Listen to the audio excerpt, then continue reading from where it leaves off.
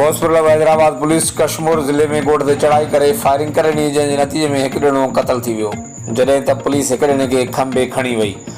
लाश 10 कलाकनि खां अस्पताल पयल वारसनि हवाले न कयो वियो।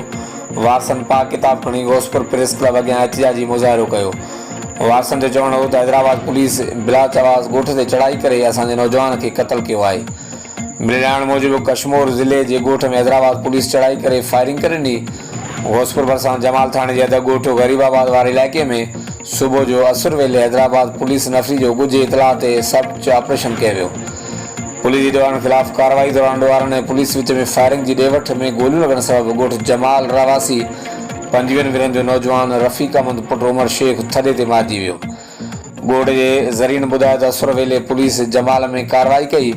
पुलिस कार्रवाई बाद कुझु गिरफ़्तारियूं बि कयूं आहिनि, जंहिंमें मारिजी वियल नौजवान जो वालिद ऐं इलाइक़े जो घुर्बल ॾोहारी उमर शेख पुलिस खंबे खणी ॻुझे हंधि मुंतक़िल कयो आहे। अहिड़ो इतला हद जी पुलिस खे ॾिनो वियो। पुलिस वाक़े वारे हंधि पहुची नौजवान जो लाश तहवील में वठी पोस्टमार्टम लाइ कंदकोट अस्पताल मुंतक़िल कयो।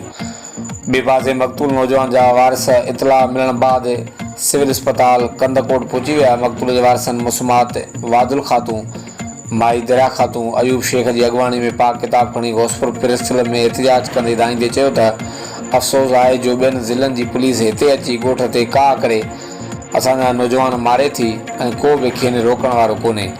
मक़तूल नौजवान जे वारसनि वधीक चयो त हिकु त असांजे घर ते चढ़ाई करे नौजवान खे बेगुनाह क़तल कयो वियो, ॿिए तरफ़ 10 कलाक गुज़रण बावजूदि हुनजो लाश असांखे नथो ॾिनो वञे जो असां संदसि तस्फ़ीन करियूं।